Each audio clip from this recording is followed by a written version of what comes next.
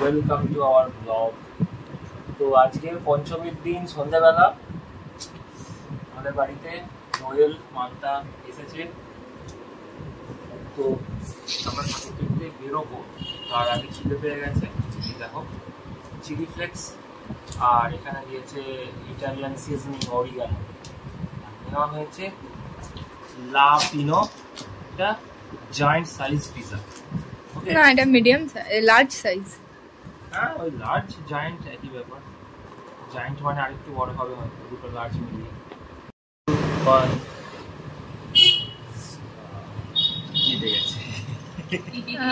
একটু এদিক ওদিক হয়ে গেছে, এদিক ওদিক হয়ে গেছে, কিন্তু আমি চেষ্টা করছি এটাকে এদিক ওদিক করে দেওয়ার।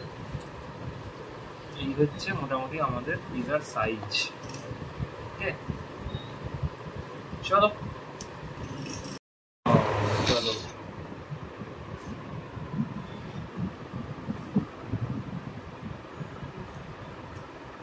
বেশ সুন্দর কাজা, থিন ক্রাশ নট, যদিও আমরা দিলাম এই থিন ক্রাশ।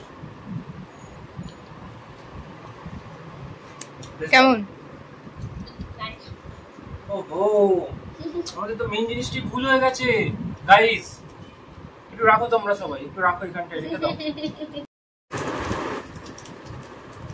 নিয়ে নিয়ে নিয়ে, আরে এটা না হলে খেতে পারবি না, ভালো খেতে এ লাগবে। খাওয়া দাওয়ার পর্ব সেরে একটু সাজগোজ করে নিয়ে আমরা বেরিয়ে গেছি ঠাকুর দেখার জন্য। এখন আমরা হাওড়া স্টেশন ক্রস করছি, কারণ আমরা যাচ্ছি নর্থ কলকাতা, আর নর্থ কলকাতা যেতে গেলে তো আমাদের স্টেশন আর হাওড়া ব্রিজ ক্রস করতেই হবে। দেখো এখনও ঠাকুর যাচ্ছে রাস্তা দিয়ে, আমি দেখে ছবি তুলে নিলাম একটু। ফাইনালি জ্যামের পর 1-1.5 ঘন্টা লাইন দিয়ে আমরা এসে পৌঁছেছি চলন্তিকা কাকুরগাছি। এখনো এসে পৌঁছায়নি, তবে কাকুরগাছি ঢুকছি। মানতার তো অনেক ঘুম হয়ে গেল, একটা চোখ বন্ধ হয়ে আসছে। আর আমরা এই বিধাননগর থেকে যে শিয়ালদা রাস্তাটা যাচ্ছে ওই ট্রেন লাইনটা ক্রস করছি। আমরা চলন্তিকা এসে পৌঁছেছি 11:15টার সময়। চলো এখান থেকে শুরু করলাম চলন্তিকা ক্লাব। এই জাজমেন্টে তো আমি আসিনি, এবার এখানে আসিনি। চলো দিই প্যান্ডেলটা। এই হচ্ছে প্যান্ডেল, খুব একটা ভিড় নেই, আমার মনে হয় না পাস লাগবে। এবারে থিম টিকটিকি। টিকটিকি মানেই বুঝতেই পারছো গোয়েন্দাদেরকে ট্রিবিউট করে এবারের প্যান্ডেল। গোয়েন্দাদের তো নিজেরা নাম ইউজ করতে পারে না, ইভেন তারা করতেও না, নিজেদেরকে টিকটিকি বলতেই তারা পছন্দ করে। তো সেই মতো টিকটিকি। চলো একটু একটু করে দেখাই।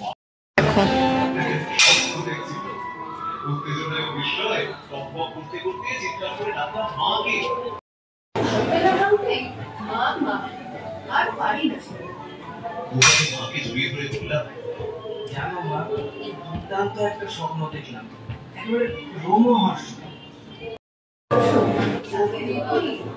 এই হচ্ছে ঠাকুর।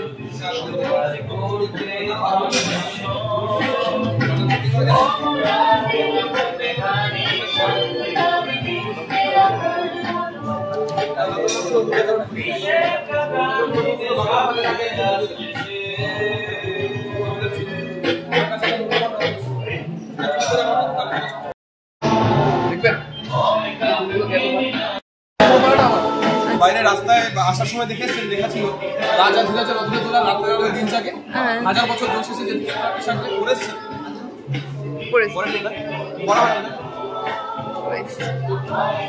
গৌরমোহন চট্টোপাধ্যায় আর চিন্তামণি চট্টোপাধ্যায়। আর বাবুর বাড়িতে যে পরিচারিকা কাজ করতো ওর নাম ছিল নারায়ণী। আচ্ছা, সব ভালো ছিল জানেন তো, কিন্তু হঠাৎ করে কি হয় জানেন? হ্যাঁ, খুন। এটার মাথায় কি আছে লেখা? হেডলাইন দেবো, হেডলাইন। চট্টোপাধ্যায় পরিবার দ্বিতীয় পুত্রের নিজের বাড়ির ভিতরে রহস্যজনক মৃত্যু। মৃত্যু না, খুন। চলুন ওদিকে। আমি সুধাময় সার্কেল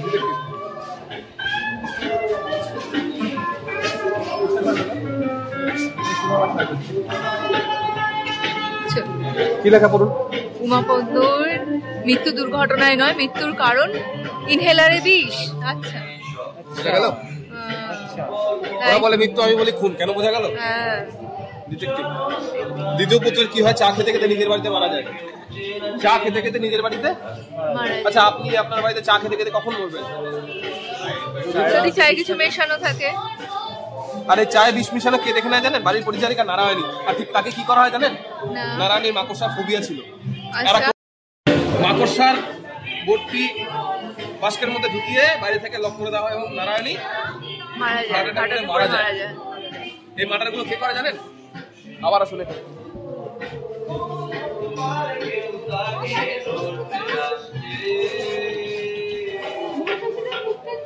এই মার্ডারগুলো করে পিনাকধারিণী। পিনাকধারিণী কে বলুন তো? দুর্গাচরণের নাতি। দুর্গাচরণ ছিল দেশভাগের সময় একজন জমিদার, যার কাছে বল্লাল সেনের একটা হিরে ছিল। সেই হিরেটা সৌভাগ্যের প্রতীক, যেটা চুরি করে নেয় কালীপদ চট্টোপাধ্যায়, আমার বাবু। তারপরে দুর্গাচরণ মৈত্র সমস্ত কিছু হারিয়ে ফেলে। কালীপদর যে ফ্যামিলি, তারা বিজনেস করে খুব বড়লোক হয়ে যায়, কিন্তু দুর্গাচরণের ছেলেরা তার ছেলেকে নিয়ে কোথায় চলে যায়? জলপাইগুড়ি।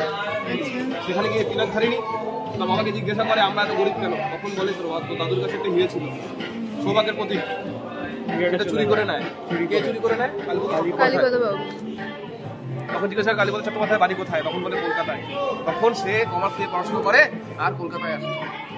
কলকাতায় এসে হিসেব রক্ষক হিসেবে এই উমাপদর বাড়িতে পৌঁছায়, যখন কালীপদ অলরেডি মৃত্যু হয়ে যায়।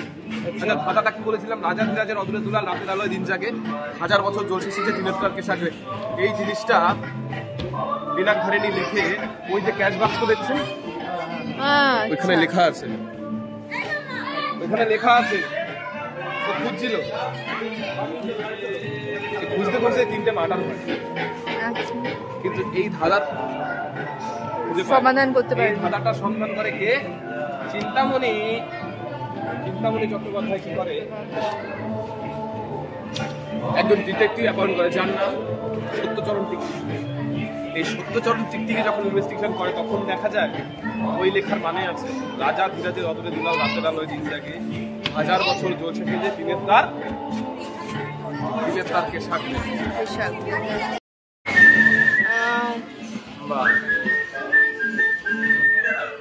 সুন্দর ডেমনস্ট্রেশন, দারুণ।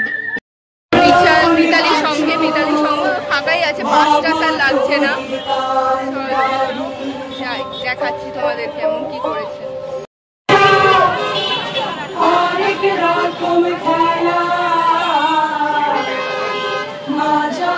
এদের থিম শখের বাজার, পুরোটা বাজার। বলতে পারবে? এটা হচ্ছে বাজারের ব্যাগ। কি বিশাল একটা ব্যাগ করেছে।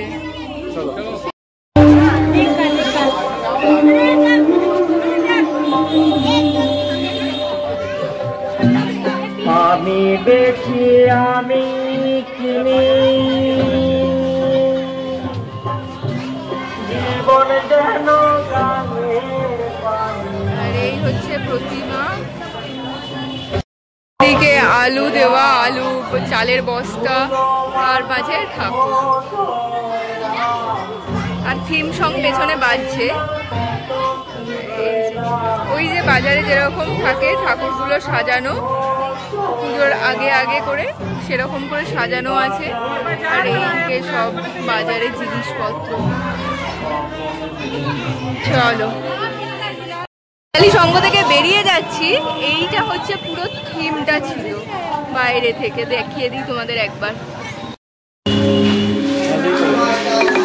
লালাবাগান দুর্গোৎসব কমিটিতে আছি এখন। খুব সুন্দর করেছে ঠাকুরটা, খুব সুন্দর। আর সব থেকে ভালো লেগেছে আমার এই ওপরটা।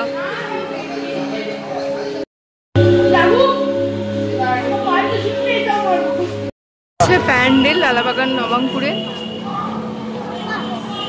এইবারে সব থেকে যেটা আমার আশ্চর্য লাগছে যে একদম ভিড় নেই। এই দিকটায় নর্মালি মারাত্মক ভিড় হয়। আগের বার আমি ভিড়ের জন্য বুঝতে পারিনি, আর সেইখানে এবারে ভিড় নেই।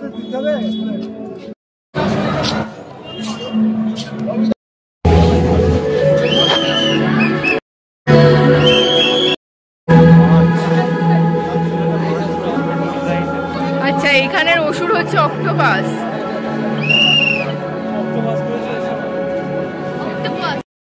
ওই সেল টাইপ করেছে, আর এর ভেতরটা না, এই যে রাস্তাটা যেটা পাতা সেটাও কিন্তু আঁকা আছে। জাজমেন্টে বেরিয়ে বেশ কয়েকটা পাস জোগাড় করতে পেরেছিলাম, তো এখন সেটারই পাস খোঁজা চলছে। এই যে ব্যাগ খোঁজা চলছে, আমরা আছি নলিন সরকার স্ট্রিটে। কত পাস? ব্যাগের মধ্যে কয়েকটা পাস আছে। বিক্রি করো 500 টাকা প্রতি পাস। রৌনক কাপড় বলে বিক্রি করবো, আমরা নিজেরাই দেখতে পাবো কিনা তার ঠিক নেই, ও আবার বিক্রি করবে। চলো নলিন সরকার স্ট্রিটে যাচ্ছি এখন। আমার কি মজা হচ্ছে, এই দেখো, এই দেখো 5 টাকা, এই দেখো আমাদের পাস। আমাদের কাছে নলিন সরকার স্ট্রিটের পাস আছে, তো আমরা সেই পাসটা নিয়ে যাব, কিন্তু মনে হচ্ছে না যে পাসটার কোনো কাজ হবে, কারণ সামনে সবাই এক হয়ে গেছে। এই যে সামনেটা,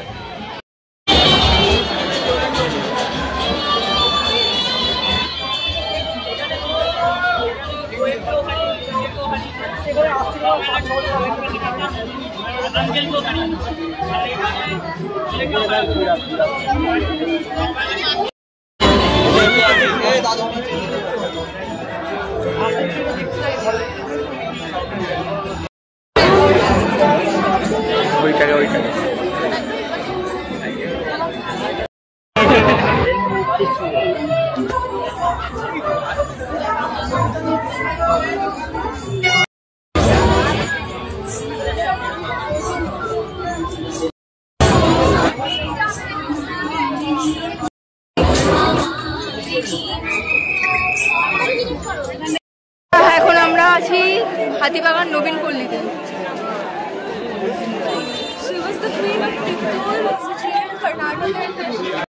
ওয়ালটাতে ওদের কারা কারা করেছে সেটাকে ডেডিকেট করেছে।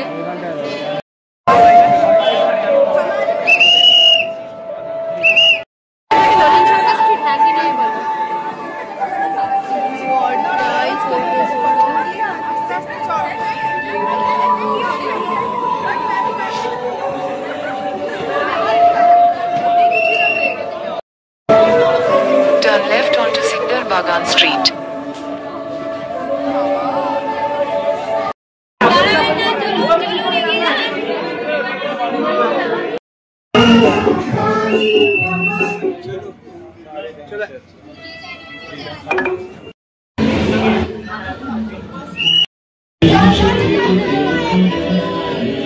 হাতিবাগান সার্বজনীনে আমরা এসেছি, তো এই যে এদের পাস, একটা পাশে 4 জন, আমরা 4 জনই আছি।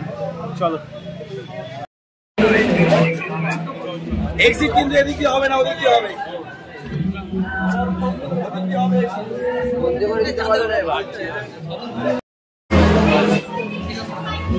শারদা মায়ের ঘর।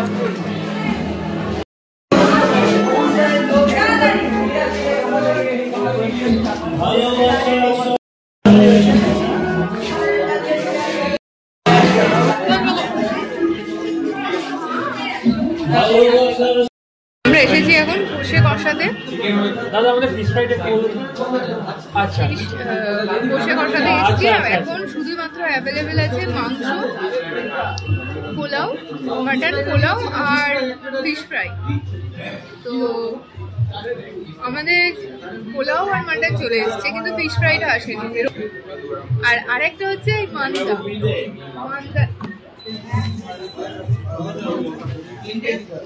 এ আবার মাটন খায় না, আর চিকেন এখানে অ্যাভেলেবেল না। করেছি এক মুশকিলে। ফিশ ফ্রাইটা এলে ওকে একটা দিয়ে দেবো, যাতে ওর খেয়ে পেট ভরে। ও শুধুই পোলাও খাচ্ছে। চলো, এসে গেছে, আমি একবার দেখিয়ে দিই কেমন করেছে। এটা হচ্ছে পোলাও, মাটন, ফিশ ফ্রাই। এবার এসেছি, তোমরা দেখতে পাচ্ছ এই দেওয়ালগুলোতে ওরা ড্রয়িং করেছে সোনার কেল্লা। ফেলুদা ওদের এবারে থিম, আলো দেওয়া, আর দুদিকে এই রকম হিসেব মিলছে না রে তো সে।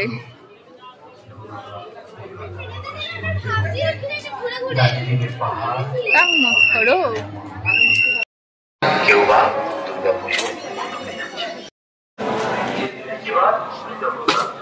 দর্জিপাড়া সার্বজনীন।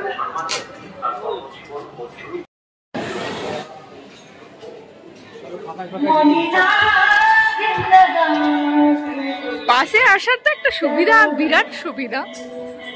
আমরা একটুও লাইন দিতে হলো না, আমরা পাশ দিয়ে চলে এলাম একদম। দেখো কি পড়েছে, অপূর্ব। চোখে দেখা যায় মগজ আছে, সেটা মাঝে মাঝে খেঁচাম করে মানুষের মনে ফেলতে থাকে।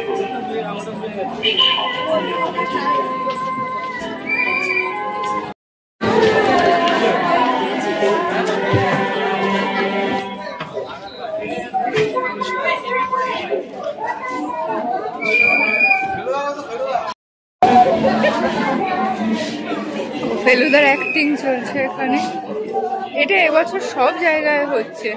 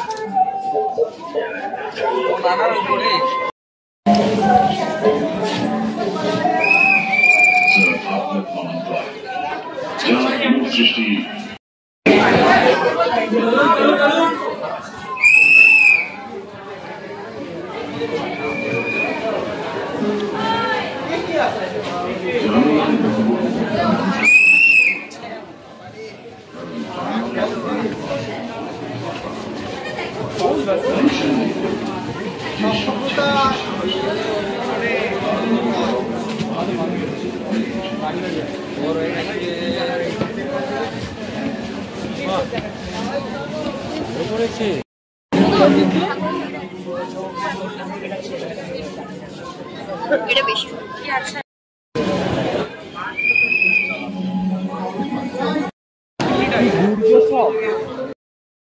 আমরা এখন হাতিবাগান থেকে শোভাবাজারের দিকে যাচ্ছি হেঁটে হেঁটে। অটো নেব, কুমোরটুলি যাব। তার মধ্যে এই জায়গাটা তো সবাই জানো খুব সুন্দর করে সাজায়। এবার রৌনকের কথা হচ্ছে, তুই কেন ভিডিওটা করছিস না? ওরা টায়ার্ড, আমি টায়ার্ড হতে পারবো না। আমি কেন ভিডিওটা করছি না, তাই আমি ফালতু ব্লগার। আমি কোনো ব্লগার না, ব্লগার নামে কলঙ্ক নাকি। যাই হোক, চলো অটো নেব, অটো নিয়ে তারপর যাব কুমোরটুলি সার্বজনীন। কুমোরটুলি সার্বজনীন।